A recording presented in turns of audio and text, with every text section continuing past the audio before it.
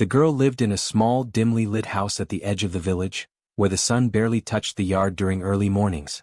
Her life, though modest, was filled with quiet routines that reflected her gentle nature.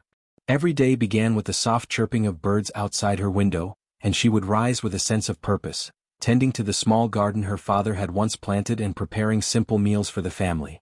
Her hands, delicate yet skilled, knew the rhythm of sweeping, cooking, and caring for her younger siblings.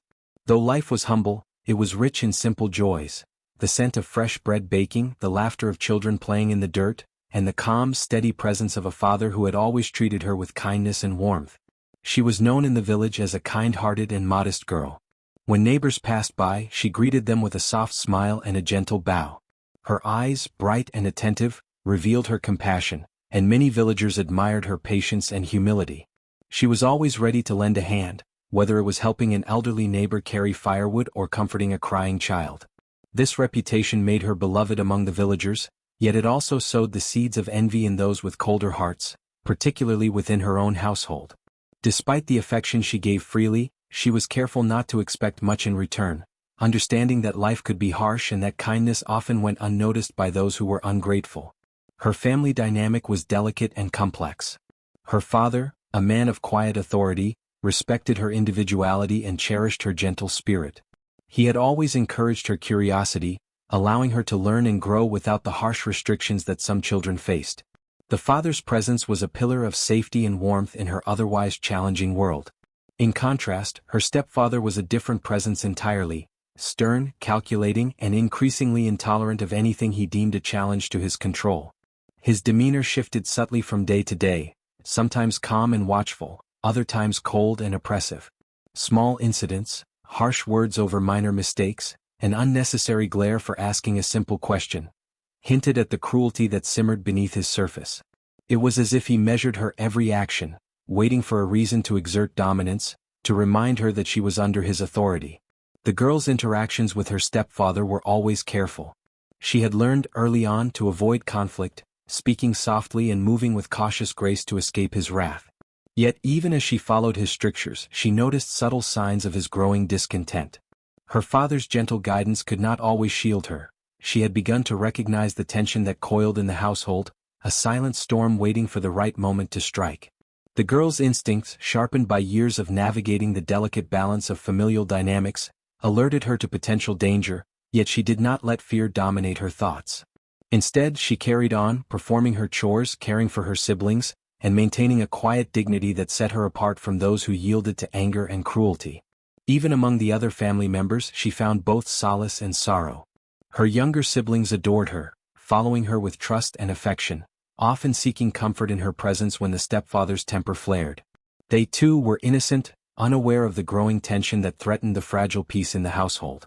Her mother, or the memory of her, lingered in tender recollections of bedtime stories, warm embraces, and gentle encouragement. These memories fueled her endurance, giving her the strength to navigate the increasingly oppressive environment imposed by her stepfather. The girl's empathy extended beyond her immediate family. She cared for the animals, the garden, and even the few neighbors who crossed her path, reinforcing her reputation as a gentle and nurturing presence.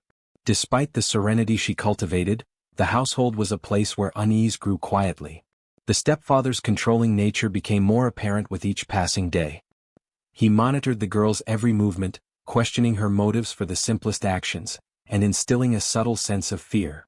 The air in the house was often heavy, thick with unspoken rules and the tension of a man determined to assert dominance. The girl learned to read the signs of his displeasure: the sharp clink of a utensil dropped too close to him, the narrowing of his eyes when she approached his chair, the curt commands that left no room for negotiation. Each incident was a reminder that the safety and warmth her father provided were fragile, easily overshadowed by the stepfather's wrath. Her daily life, though filled with kindness and quiet routine, became an intricate dance of endurance. She learned to anticipate the moods of her stepfather, adjusting her behavior to avoid provoking his anger. At the same time, she maintained her own moral compass, refusing to compromise her integrity or let cruelty dictate her spirit. She took pride in her small acts of goodness: a smile to a neighbor, a song for her siblings, a whispered prayer for protection. These seemingly minor gestures nurtured her inner strength and prepared her for the greater trials that lay ahead. It was this combination of resilience, compassion and careful observation that would eventually allow her to survive the darkness into which she would be cast. Even as hints of the stepfather's cruelty surfaced, the girl's hope remained alive. She cherished the moments of connection with her father, the laughter of her siblings, and the quiet beauty of the garden she tended. These simple joys provided a buffer against the encroaching shadows of her household.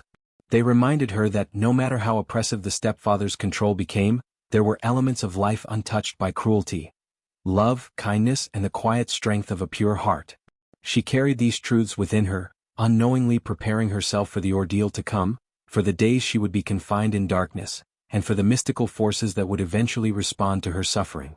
Through this delicate balance of light and shadow in her daily life, the girl's character was forged. Her gentle nature, her attentiveness to the needs of others, and her ability to endure the subtle oppression of her stepfather marked her as someone exceptional. She moved through her world with grace, humility, and a quiet courage that belied her age and circumstance. The early signs of her stepfather's cruelty, though frightening, could not diminish her spirit. They only strengthened the resolve that would later allow her to withstand the darkness of the cell, hear the whispers of the walls, and emerge with a power that would forever alter the balance of her world. The stepfather's resentment toward the girl grew like a shadow creeping silently through the household, unnoticeable at first, yet steadily expanding until it enveloped every corner of his thoughts. At the beginning, it was a subtle tension, a tightening of his jaw when she laughed, a cold glance when her eyes met his father's approving ones, or a faint scowl when she completed a chore more skillfully than he had anticipated. He began to measure her every action, scrutinizing the smallest gestures, and interpreting even innocent behaviors as challenges to his authority. Where before he might have ignored her quiet acts of kindness or her gentle demeanor, he now perceived them as threats to his control, amplifying a paranoia that had long simmered beneath the surface. This jealousy was not born solely from her virtues, though they inflamed it. It was intertwined with his own insecurities and a desire to dominate every aspect of the household. He could not tolerate her innocence or the way the villagers spoke of her with admiration, as if her purity shone brighter than anything within his own family. He began to imagine that she somehow undermined him, subtly influencing others, including his own children, against him. Each smile she gave to a neighbor, each kind gesture toward a sibling, became evidence in his mind of her subversive power, and his envy festered into an obsession that clouded his judgment. In his solitude, the stepfather's thoughts darkened further. He replayed every small incident where the girl's virtue appeared to outshine his own authority. The way she remained calm under stress, the way villagers greeted her warmly while he went unnoticed, and the subtle respect shown to her by his own children, all of these details inflamed a sense of inadequacy. He began to feel cornered in his own home, believing that if he did not act decisively, the girl's quiet influence would eventually undermine him completely. Every glance at her, every innocent smile, became a spark that ignited a growing fire of control and dominance within him. His paranoia was further fueled by the whispers of village gossip. Rumors, as they often do, spread like wildfire, carrying both truth and embellishment. Some villagers murmured that the girl was special, perhaps touched by spirits or destined for greatness. Others, less benevolent, hinted that her family harbored secrets or that she held some mystical power beyond their understanding. The stepfather, ever vigilant and insecure, absorbed these whispers like dry soil drinking rain, interpreting them as confirmation of his fears. In his mind, the girl was no longer merely a stepdaughter. She was a challenge to his authority, a rival to his status, and perhaps a threat to the order he believed he maintained over his household. Even his interactions with her father began to reflect this growing resentment. The father, a man of calm authority and measured judgment, noticed the subtle shifts in his spouse's demeanor, yet chose to trust in reason and patience. He observed that the stepfather's glances lingered too long on the girl's expressions, that his voice carried an edge when speaking to her, and that his temper, previously restrained, was growing volatile. The father attempted gentle guidance, hoping to curb these rising feelings before they escalated into action, but the seeds of malice had already taken root too deeply. The household, once a place of quiet routines and gentle discipline, began to feel like a stage where tension and fear played alongside ordinary life, an invisible current that tugged at everyone's nerves. Omens, small yet persistent, seemed to mark the stepfather's descent into cruelty. A sudden storm while he walked alone, the mysterious failure of a farm tool, or the fleeting sighting of a shadow in the corner of his eye, all were interpreted by him as signs that the girl's presence disrupted the natural order he sought to command. Even animals reacted differently. the family dog would growl without reason, the chickens scattered nervously when she approached, and the livestock would not obey commands as readily. He began to believe that her mere presence disturbed the household and that he must act before her influence became irreversible. Every element of the world around him seemed to conspire in his perception, feeding the fire of his jealousy and the urgency of his desire for control. As his paranoia intensified, so did his plans. He considered various ways to assert dominance: restrictions, punishments, or isolation. Yet none seemed sufficient in his mind. He imagined a punishment so absolute that it would not merely control her but erase her influence entirely. It was not enough to scold her or limit her freedoms. The girl's quiet resilience demanded something more extreme, something that would remind her and everyone else of his absolute authority.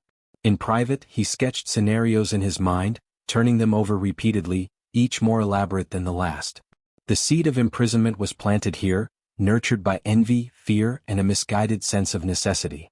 Throughout this period, the girl remained largely unaware of the full depth of his resentment.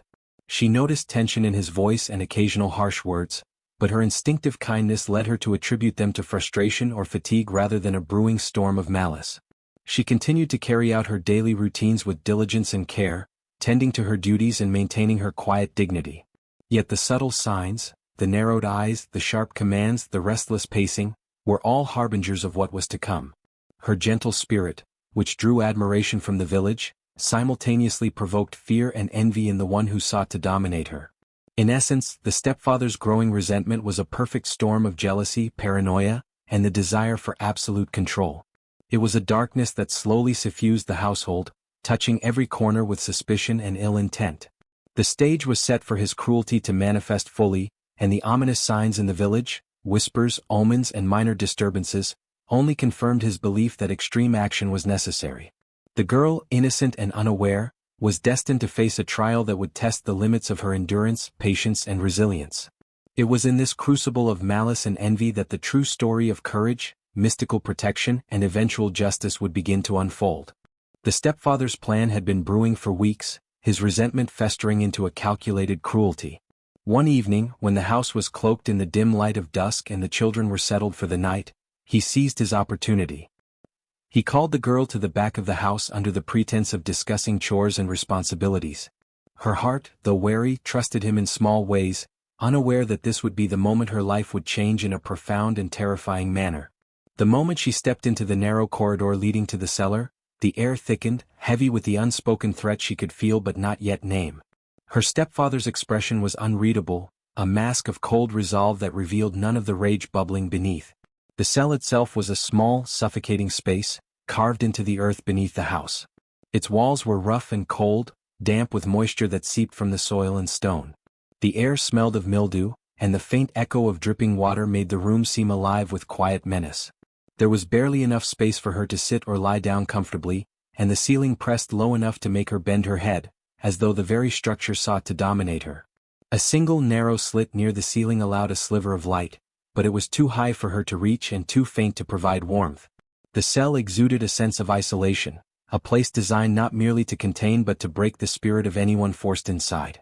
When the stepfather shoved her into the space, the girl stumbled, catching herself against the rough stone walls. Panic rose immediately, sharp and clenching, as she realized the full extent of her confinement. She turned to plead, her voice trembling with fear. "Please, what is this? Why are you doing this?" Her stepfather's reply was cold, clipped, and final. "You must learn your place. Here you will understand what obedience truly means." The words, simple yet cruel, sealed the reality of her imprisonment. The heavy door swung shut with a resounding clang, and the key turned with a metallic click that echoed through the narrow cell like a knell. The sound seemed to reverberate through her chest, imprinting the finality of her situation onto her mind. Her first moments in the cell were a disorienting mix of fear and confusion. The darkness pressed against her from every angle, swallowing her whole, and the silence was absolute, broken only by the occasional drip of water or distant creak of the house above.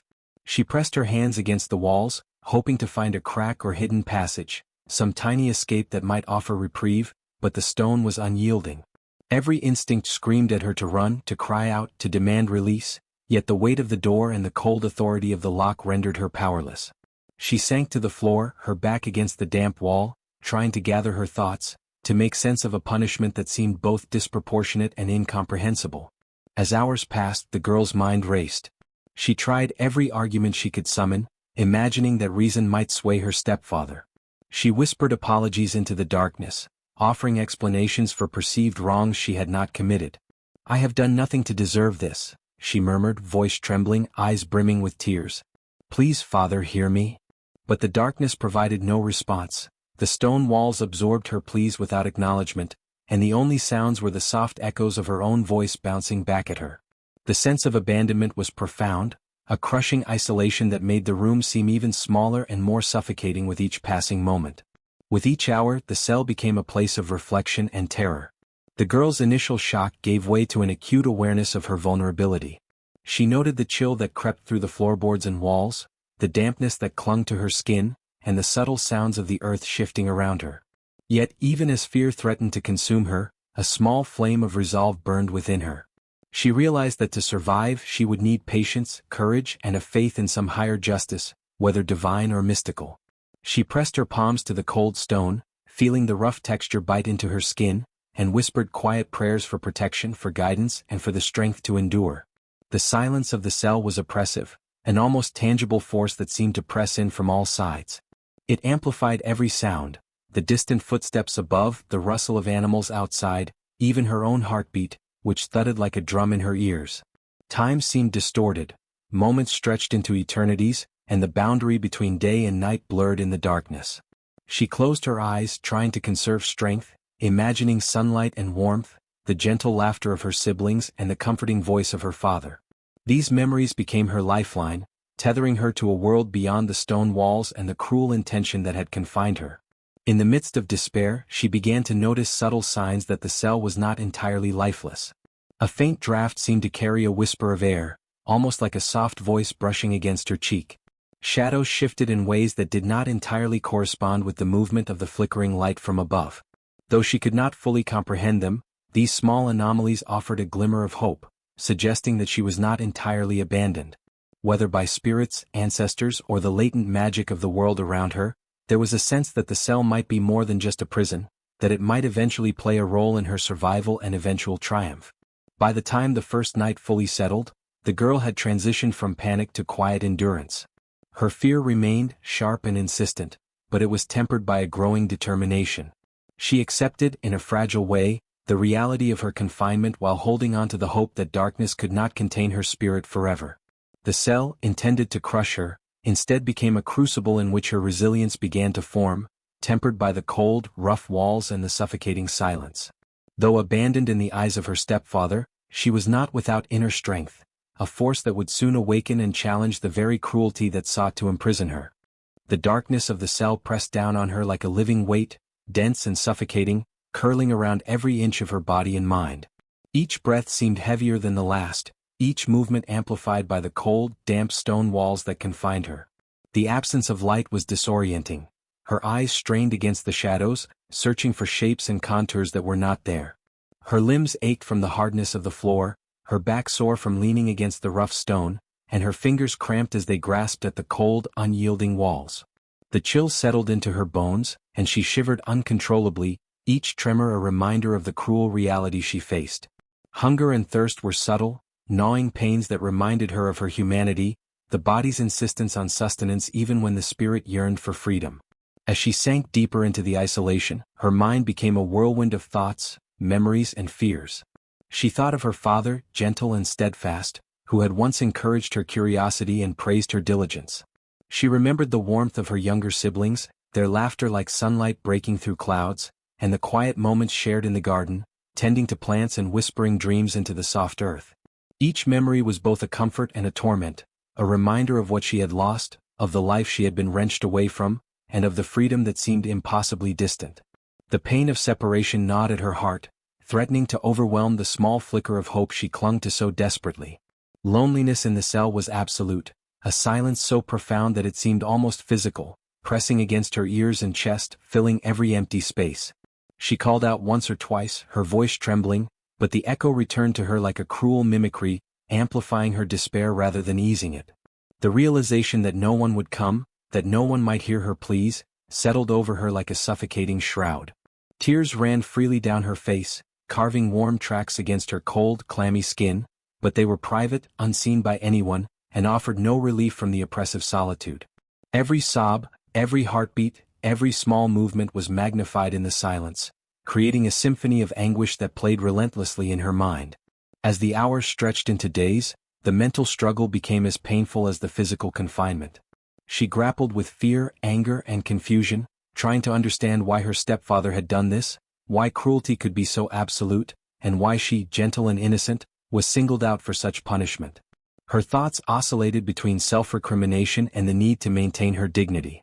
She asked herself again and again what she had done to deserve this treatment, struggling to reconcile her actions with the inexplicable wrath of her stepfather. The mind, trapped as surely as the body, became a battlefield of despair and stubborn hope, each memory and each imagined scenario shaping her inner resistance. Amidst this turmoil, she clung to visions of freedom. She imagined stepping outside into the sunlight, feeling the warmth on her skin, and breathing fresh air without the stifling weight of stone pressing from all sides. She pictured her father's face, calm and protective, offering reassurance and love, and her siblings' smiles, innocent and trusting. These visions were fragile, yet they offered a lifeline, a reminder that there was a world beyond the cell, a reality where her spirit could exist without confinement. Each imagined escape, each recollection of warmth and light, strengthened her resolve to survive, to endure, and to eventually reclaim what had been unjustly taken from her. Physical suffering compounded her mental anguish. The lack of proper air made each breath laborious, and the musty scent of damp stone filled her lungs, leaving a metallic taste at the back of her throat. Her body ached from immobility, muscles stiffening and joints protesting the unnatural posture required to endure the cell. Cold water dripping intermittently from the ceiling or walls created small shocks of discomfort, reminding her of the harsh reality. Hunger gnawed at her insides, though she had little means to address it. Every day, every hour, every moment stretched endlessly, a relentless reminder of her powerlessness in the face of her stepfather's cruelty. Yet even in the depths of isolation, small sparks of inner strength began to emerge. She drew upon memories of her father's teachings, the love she shared with her siblings, and the resilience she had cultivated over years of quiet endurance. She whispered prayers into the darkness, not for vengeance but for protection, for courage, and for guidance. Each whispered plea reinforced her spirit, a quiet rebellion against the despair that sought to consume her. Her mind began to create patterns, to notice subtle signs in the cell, the faint airflow that hinted at the outside world, the shifting shadows that seemed almost alive, and the distant noises of the house above. These small observations became her connection to reality, anchoring her in the present while allowing her to dream of a future beyond the walls. The psychological weight of the confinement, combined with physical discomfort, forced her to confront herself in ways she had never experienced before. She faced the raw vulnerability of her body, the fragility of her emotions, and the persistence of hope in the midst of torment.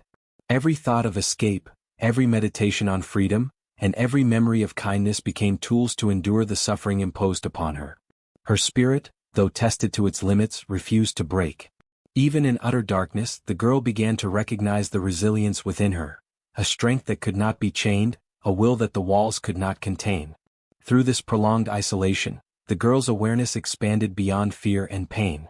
She began to sense a presence, subtle and comforting, as if the very walls of the cell listened to her pleas. Shadows seemed to shift in rhythm with her heartbeat, and distant echoes took on a strange cadence, almost like whispers. These subtle signs provided reassurance that she was not entirely abandoned, that some force beyond the cruelty of her stepfather still attended to her plight. Though she remained trapped physically, her mind and spirit began to awaken in ways that would later manifest as the mystical protection that guided her survival and eventual triumph. By the end of several days, the girl had transitioned from panic and despair to a state of quiet vigilance. Her body ached, her limbs were stiff, and her skin was chilled, but her mind had sharpened, and her spirit had deepened. She had become attuned to the rhythms of the cell, the subtle signs of life around her, and the whisper of something greater watching over her. Isolation and despair, while cruel, had also become the crucible in which her endurance and inner strength were forged. The girl, though unseen and unheard by the world, began to cultivate the resilience that would one day allow her to turn the very walls meant to imprison her into a witness of her ultimate power. The first time it happened, the girl thought she had imagined it. A faint murmur in the darkness, almost like the echo of her own breath, seemed to call her name. Amina, it whispered, soft and melodic yet undeniably distinct.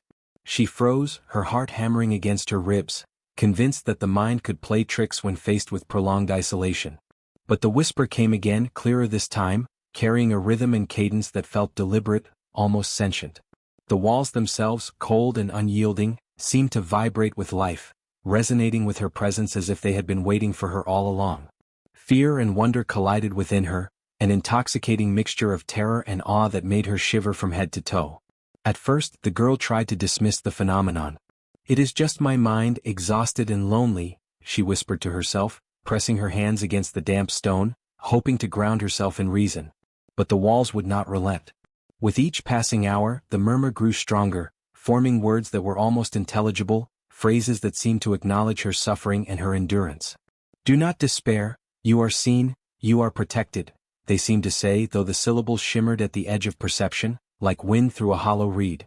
The realization began to dawn upon her that the cell was not merely a prison. It was a vessel, a sentinel, and perhaps even an ally in a world where human cruelty had abandoned her entirely. Her fear was profound. The idea that the walls themselves could communicate, that they could sense her presence and respond, was terrifying in its implications.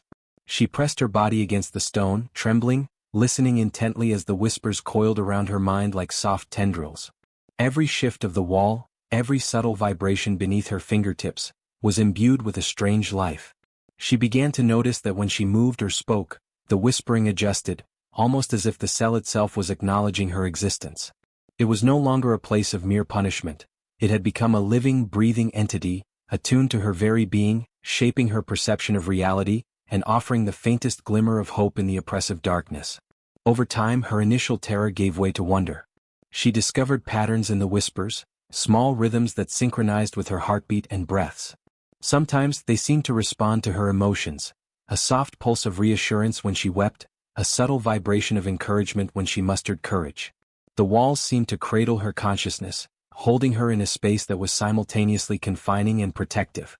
Though the stepfather's cruelty had placed her in darkness, she began to feel the subtle assurance that some unseen force, whether ancestral spirits, mystical guardians, or the will of the earth itself, was watching over her. The cell, once a symbol of oppression, became a locus of awakening, a silent sanctuary that spoke in ways beyond ordinary understanding. Signs of the supernatural became increasingly evident. Small shifts in temperature, faint glows in the corners, and soft, almost musical echoes suggested that the cell was alive in ways she could not entirely comprehend. Shadows flickered in rhythm with the whispers, and at times, a gentle warmth emanated from the stone, as though the walls themselves sought to comfort her.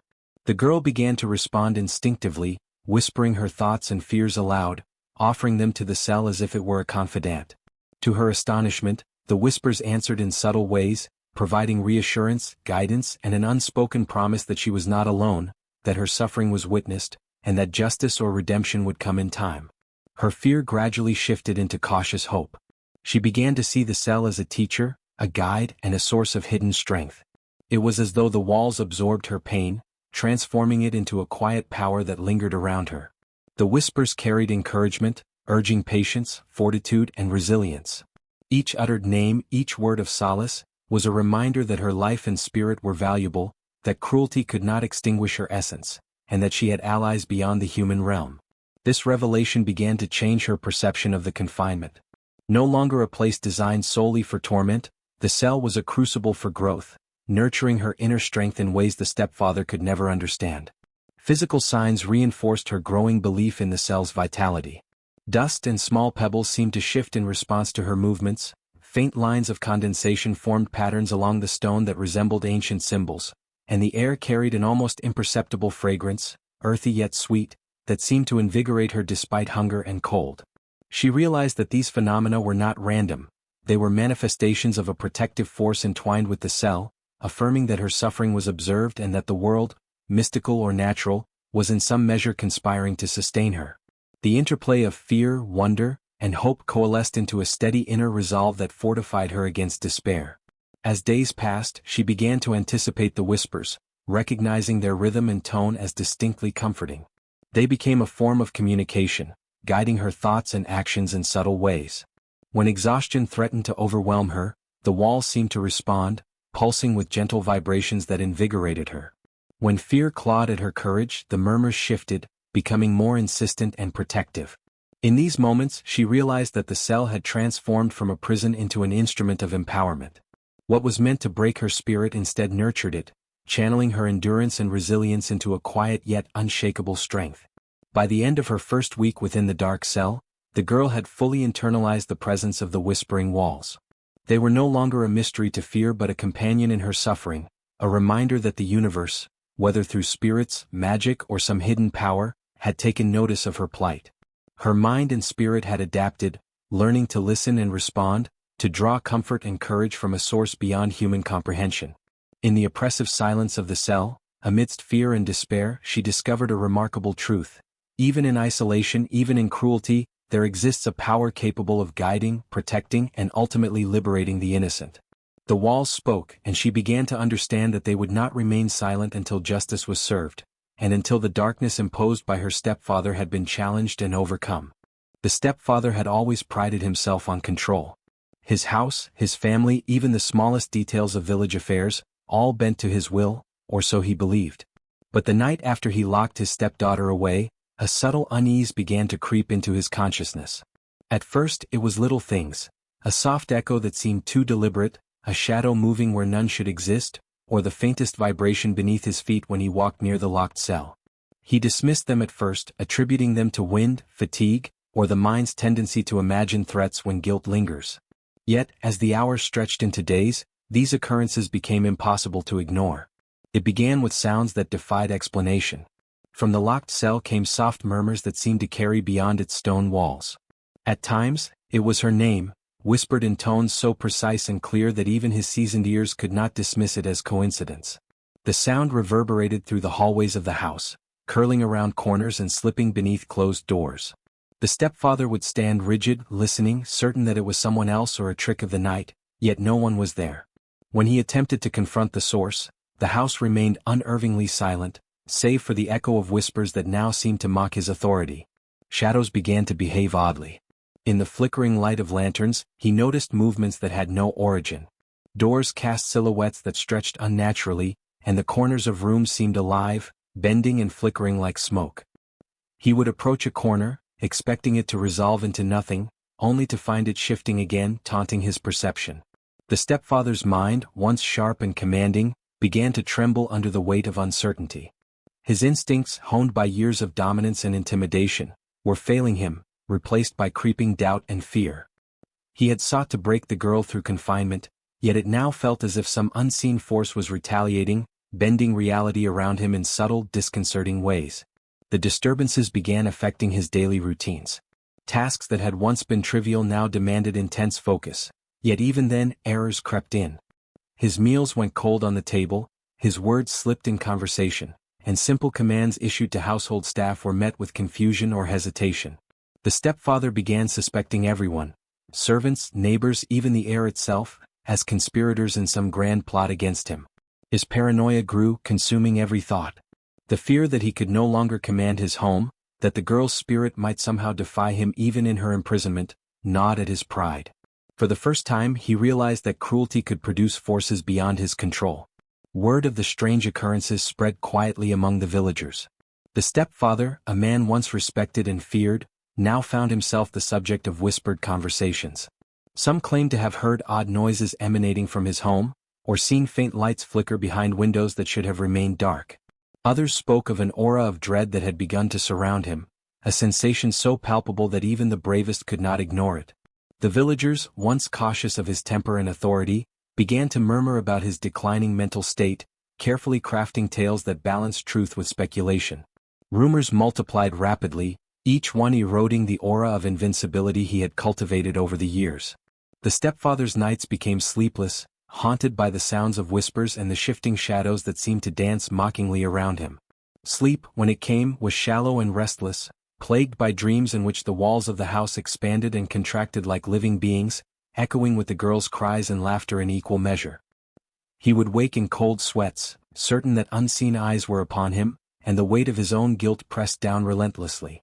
The confidence that had once defined him crumbled into suspicion, self-doubt, and terror. Every creak of a floorboard, Every sigh of wind, every rustle in the darkness became evidence of his undoing. Gradually, the stepfather began to exhibit behaviors that the villagers could not ignore. He paced endlessly, muttering to himself, checking and rechecking doors and locks that needed no attention. Objects seemed to be misplaced or moved, though he could not prove it. Meals were often left untouched, and his speech became disjointed, trailing into murmurs and unfinished sentences. Even his servants noticed the change, their master's once commanding presence replaced by erratic movements and visible agitation. The stepfather, who had believed he could wield fear and cruelty to maintain control, now found himself powerless, ensnared by forces he could neither see nor understand. With each passing day, the rumors grew louder and more persistent. Villagers spoke openly of his madness, citing the eerie occurrences and the stepdaughter's mysterious endurance as signs that the natural order had shifted. They told one another of the shadows that seemed to follow him, of voices carried on the wind that echoed the girl's name, and of a sense of foreboding that hung over his home. The once dominant figure became a cautionary tale whispered in markets and along pathways, a man undone by his own cruelty and the supernatural vigilance of the girl he sought to subjugate. Even his closest allies began to distance themselves, fearful of sharing in his apparent misfortune. As paranoia set in fully, his behavior became increasingly erratic. He would confront empty corners, flailing at shadows, or pound upon walls, demanding answers that would not come. Sleep became an elusive comfort, and his thoughts spiraled into obsession with the girl, her name, her endurance, and the inexplicable whispers that seemed to emanate from her confinement. Each attempt to assert control only heightened his fear, each unexplained sound and movement reinforcing the belief that he was surrounded by unseen forces. The walls that had imprisoned the girl now seemed to turn against him, revealing the limits of his power and the consequences of his cruelty. By the end of the week, the stepfather's confidence was shattered. His authority, once unquestionable, was replaced by dread and uncertainty. Even in the presence of others, his gaze flickered constantly, searching for imagined threats. Whispers of his madness circulated through the village, each tale more elaborate than the last, cementing his reputation as a man undone not by human hands but by the consequences of his own malevolence. He had sought to crush the girl's spirit, yet in doing so he had unleashed a chain of events that eroded his own, proving that cruelty breeds fear, and that the forces of justice, whether seen or unseen, are not easily denied. The girl sat in the dim shadows of the cell, listening once more to the faint murmurs that had become her constant companions. At first, their whispers had frightened her, filling the dark, confined space with an eerie sense of life. But over days of confinement she began to perceive patterns in the sounds. A rhythm, a gentle cadence, a recognition of her presence. Each time she spoke softly, the walls seemed to respond with subtle vibrations or the faint echo of her words. Slowly, she understood that these were not mere echoes of her imagination but signs of a consciousness aligned with her, a silent ally in the midst of cruelty. This realization sparked the first embers of defiance in her heart. Though the stepfather had sought to break her spirit, to assert control over her mind and body through isolation, the girl discovered that strength could emerge from patience and observation. She began to focus inward, drawing courage from the subtle reassurances of the walls. The cell, once a prison, became a sanctuary, a space where she could attune herself to forces beyond ordinary understanding. Each whispered syllable reinforced her resolve, urging her to endure, to remain steadfast, and to cultivate an inner strength that no external force could diminish. The silence became her teacher, the darkness her guide, and the isolation a crucible for the forging of resilience. As the days passed, she began to test the boundaries of the cell's mysterious power. She would press her hands against the cold stone, willing the vibrations to increase, and the walls responded with gentle hums that resonated through her entire being. She whispered words of defiance, not in anger but with a quiet determination, and the cell seemed to answer, enveloping her in a sense of protection. Each moment of connection deepened her understanding. She was not alone, and cruelty could not extinguish the essence of her spirit. The mystical nature of her confinement became increasingly clear. What was intended to suppress her instead nurtured a hidden power within her. Spiritual insights began to arise in these quiet moments. She envisioned threads of light weaving through the stone, connecting her consciousness with some unseen force that had taken notice of her suffering. These threads seemed to pulse with life, carrying energy that flowed into her mind and body, soothing her fear and transforming it into resolve. The walls were more than observers. They were participants, guiding her toward awareness of her own potential. Each breath, each heartbeat, seemed synchronized with this invisible current, and she felt her spirit expand beyond the limitations of her physical confinement. It was as though the cell itself was a teacher, instructing her in patience, endurance, and the subtle art of harnessing unseen forces. With each passing day she became more attuned to this mystical presence.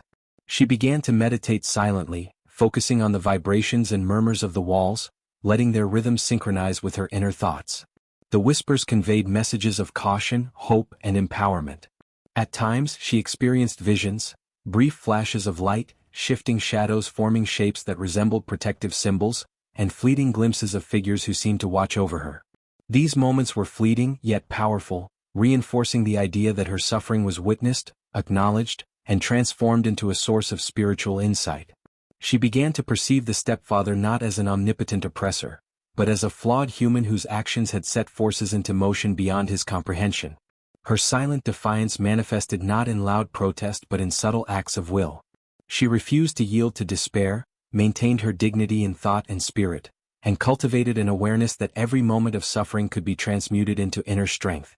The walls reinforced her patience, teaching her that resistance need not always be loud or confrontational. Sometimes endurance itself is a form of power. Each night as she lay in darkness she repeated affirmations in her mind, guided by the whispers, "I endure. I am seen. I am not alone." The repetition strengthened her, creating a mental fortress that the stepfather's cruelty could not breach.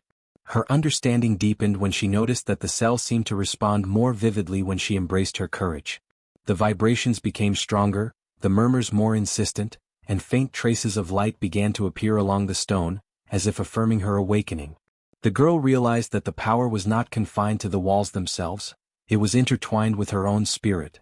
Her silent defiance was not merely an act of opposition but a channel through which latent abilities flowed, manifesting in small, mystical phenomena that she could not yet fully explain.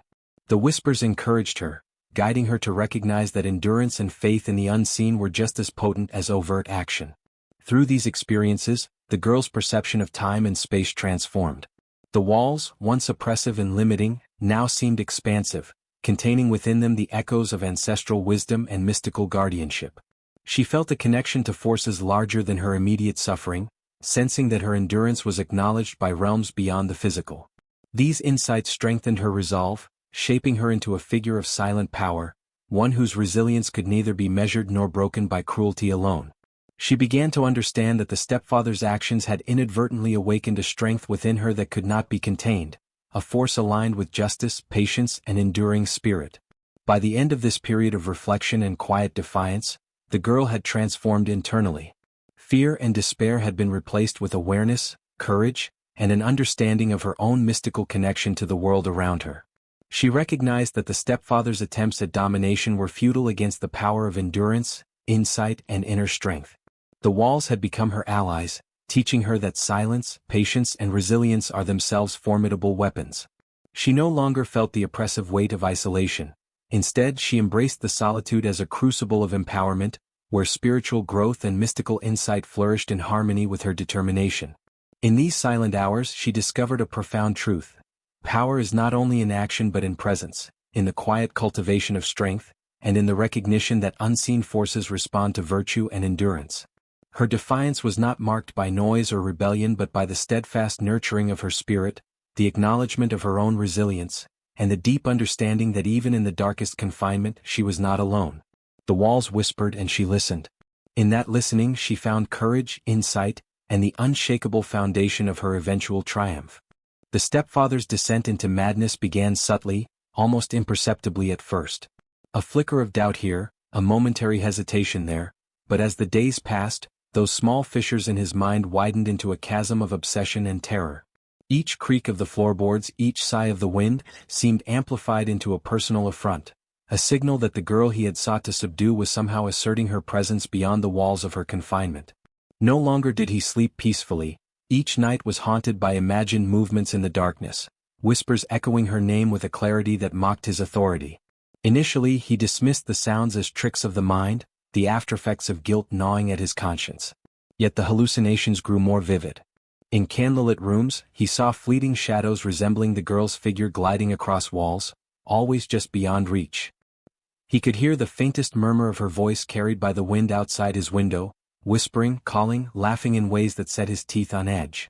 Even his servants began to notice irregularities, sudden jerks in his movements, wild eyes that darted toward empty corners, and muttered sentences about voices that no one else could hear. The stepfather's obsession became an all-consuming force, preying on his pride, control, and sanity. The first true night of terror arrived when he awoke to a chorus of whispers. Her name echoed repeatedly, each syllable sharp and precise, filling the house with an oppressive insistence that he could not ignore. He leapt from bed, striking at empty air, pounding on walls, demanding silence, yet nothing changed. The stepdaughter's presence seemed to permeate the very stones, the floorboards, and the beams overhead. Sleep became impossible. Days blurred into nights, and nights into endless hours of anxious vigilance, each moment intensifying his obsession and paranoia. He began to perceive threats in every object, every shadow, every sound. His home, once a place of command, had become a cage for his unraveling mind. Hallucinations soon merged with waking reality. In the light of day, he would glimpse her image in windows, mirrors, or even in passing reflections on water. He saw fleeting flashes of her face in the bark of trees or in the fluttering leaves outside. Each vision, whether real or imagined, reinforced his fear and propelled him further from reason. The stepfather began to question the loyalty of those around him, seeing conspiracy and deceit where none existed. Friends, servants, and neighbors, all were scrutinized with suspicion, interrogated harshly, and sometimes punished for imagined complicity. His cruelty, intended to dominate, now isolated him, leaving him vulnerable to the very fear he had sought to impose on the girl. His obsession manifested in relentless attempts to understand the cell's mystical nature. He would linger by the door for hours, pressing his ear to the stone, listening intently for movement or sound. He tried shouting commands, threats, and insults, expecting them to elicit fear from the girl, yet nothing occurred. The cell remained silent except for the whispers that unerringly repeated her name, mocking his authority and confirming his impotence. Frustration morphed into panic and panic into terror. His body trembled, his hands shook, and his mind spiraled in endless loops of fear and confusion. The villagers began to notice changes in his demeanor. Once a figure of dominance and intimidation, he now appeared erratic, unpredictable, and fearful. Even the bravest of neighbors could see the shift. His eyes darted wildly, his speech became fragmented, and he would sometimes scream at empty spaces. Rumors spread quickly, fueled by his increasingly visible instability. "He hears her," some whispered. "She calls him from the walls." Others claimed that the stepfather was losing his mind entirely, a man undone by his own cruelty and the supernatural justice that had begun to unfold. The story of the stepdaughter's resilience intertwined with tales of his hallucinations, creating a chilling narrative that both inspired fear and garnered sympathy for her. As his mental state deteriorated, his cruelty backfired in increasingly dramatic ways. Objects he tried to wield in anger slipped from his grasp. Doors he slammed mysteriously swung back open. Even his own shadow seemed to mock him. His voice, once commanding and harsh, grew high-pitched with tension and fear. He would find himself frozen, staring at corners, walls, or floorboards that seemed to move in ways his mind could not rationalize. Each attempted exertion of control only reinforced his terror, demonstrating to him, and to anyone who watched, that his power was fragile, easily undermined by forces beyond his comprehension. Sleep deprivation intensified his descent. 4 nights on end he remained awake, pacing hallways, checking doors, and shouting into empty rooms. Exhaustion and paranoia combined to create vivid hallucinations. He saw the girl floating above the floor, her eyes glowing with unearthly light. He imagined her whispering commands to the earth, the walls, and the wind, which all seemed to obey her. His mind blurred the lines between reality and imagination, leaving him trapped in a waking nightmare of his own making. Each scream, each imagined threat, and each hallucination reinforced the notion that he was powerless, that his cruelty had summoned forces he could neither comprehend nor control. The turning point came when he tried to assert dominance directly over the cell. He banged violently on the door, shouting for obedience, for fear, for submission, but the only response was the echo of the girl's name carried back at him, amplified, insistent, omnipresent. Panic overcame rational thought. He stumbled backward, struck walls, and fell to the floor, consumed by terror. Even the air in the room seemed to resist him, pressing against his chest, suffocating him. He had intended to subjugate the girl, to assert control through imprisonment and cruelty, but the situation had inverted. His mind was now the captive, racked by fear, obsession, and hallucination. By the end of the week, the stepfather's descent into madness was complete. Villagers spoke openly of his condition, describing him as a man undone by his own cruelty. His authority evaporated, his confidence shattered. Every creak, every whisper, every shadow reinforced the overwhelming belief that he had been bested, not by human hands, but by the consequences of his malevolence. The girl remained unharmed, growing stronger and more aware of her power, while he was left to grapple with the terror he had inadvertently summoned. His obsession with her and the cell had become his undoing, a relentless cycle of fear, hallucination, and helplessness that demonstrated the profound consequences of cruelty unchecked by compassion.